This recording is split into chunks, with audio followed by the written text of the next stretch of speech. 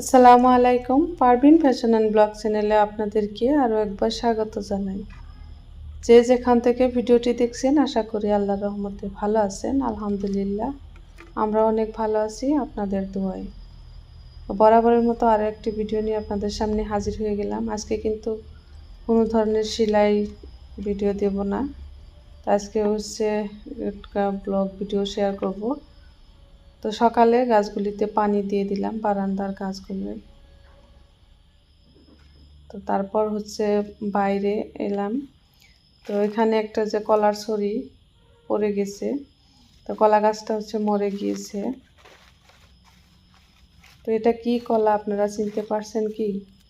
এটা হচ্ছে জাহাজি কলা। এটা কিন্তু কাঁচাও খাওয়া যায়, আবার পাকলেও খাওয়া যায়। খুবই একটা ভালো জাতের একটা কলা। তো এই যে উপরেরগুলি কিন্তু আমরা খেয়ে নিয়েছি, সবজি করে রান্না করে খেয়ে নিয়েছি, আবারও ভর্তাও করা যায়, তারপর এটা কোপ্তাও বানানো যায়।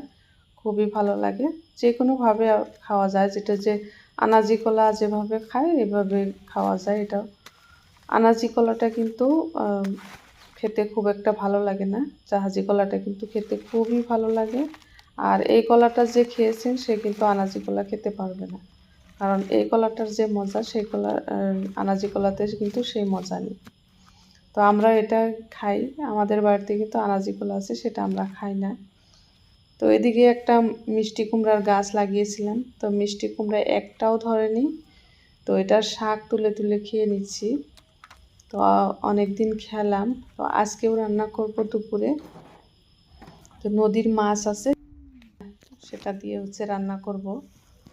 তো শাকগুলো তুলে নিচ্ছি। তো শাক তুলতে যেমনি ভালো লাগে, খেতেও কিন্তু তেমনি ভালো লাগে আমার। তো আর যেহেতু বাড়ির শাক সার ছাড়া, তো এটা তো খেতে আরও বেশি মজা। তো কার কার শাক খেতে ভালো লাগে কমেন্ট করে জানাবেন তো। আর মিষ্টি কুমড়ার শাকটা কিন্তু আমার অনেক প্রিয়। তো সব শাকই ভালো লাগে, তো এটাও তার মধ্যে একটা।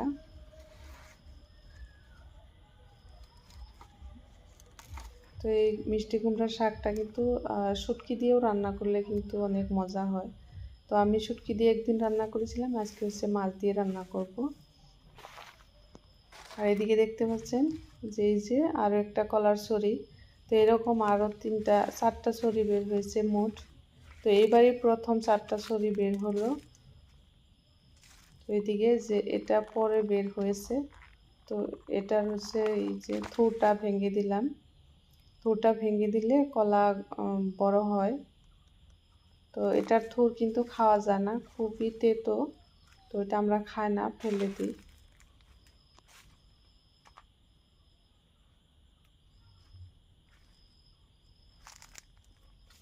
এদিকে আরও একটা কলার ছড়ি যে বড় হয়ে গিয়েছে, আর গাছটা কিন্তু হালছে। তো এটাকে ঠেকা দিতে হবে, না হলে তো এটা পড়ে যেতে পারে। তো এটাকে ঠেকা দিব।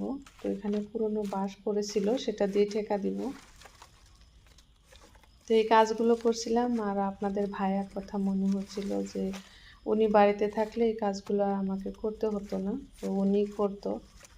তো উনি যেহেতু বাইরে থাকে, বছরে মাত্র 3 মাসের মতো বাড়িতে থাকতে পারে, ছুটি পায়।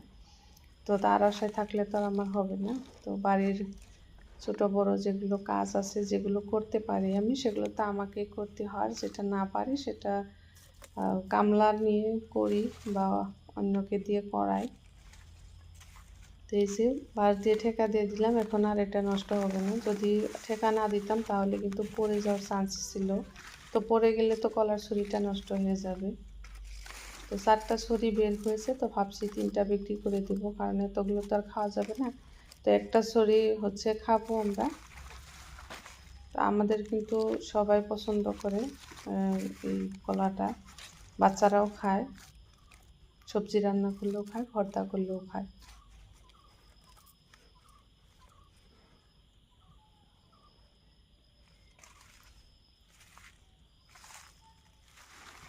তো এই যে কলার ছড়িটা এবার নিয়ে কেটে রেখে দেব। তো এটা কেটে রাখলে কিন্তু পেকে যাবে, এটা বস্তার ভিতর ভরতে হবে না, যেহেতু গরমের দিন আর পুরাটাই বাড়তি হয়ে গিয়েছে।